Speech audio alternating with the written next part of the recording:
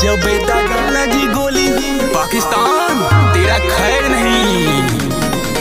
जब दागे लगी गोली हिंदुस्तान। म्यूजिक बाय विकेश भोजपुरिया, मिक्स बाय शैलेंद्र जी।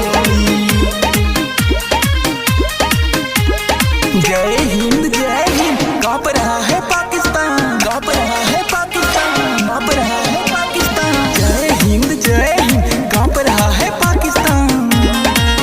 सारा दुनिया में इंडिया छा जाई।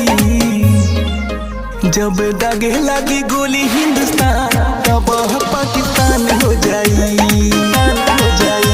जब दागे लगी गोली हिंदुस्तान तब पाकिस्तान हो जाई, हो जाई। हिंदुस्तान जिंदाबाद, हिंदुस्तान जिंदाबाद।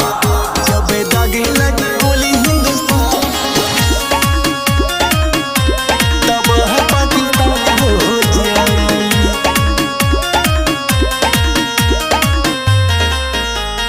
चली रंगदारिया जे रोकी कमो, खड़ा बानी सरहद पे पानी का फोन, पानी का फोन, का फोन। चली रंगदारिया जे रोकी कमो, खड़ा बानी सरहद पे पानी का फोन। पूरा इस्लामाबाद शमशान हो जाई। जब दागे लगी गोली हिंदुस्तान तब पाकिस्तान हो जाई, हो जाई। जब दागे लगी गोली हिंदुस्तान तब पाकिस्तान हो जाई। वंदे मातरम, वंदे मातरम, वंदे मातरम।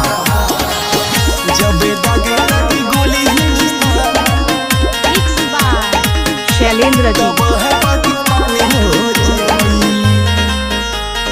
किकरा में दम बहाया कि अजमाई, जाने से जाई जे अखिया दिखाई, अखिया दिखाई, दिखाई।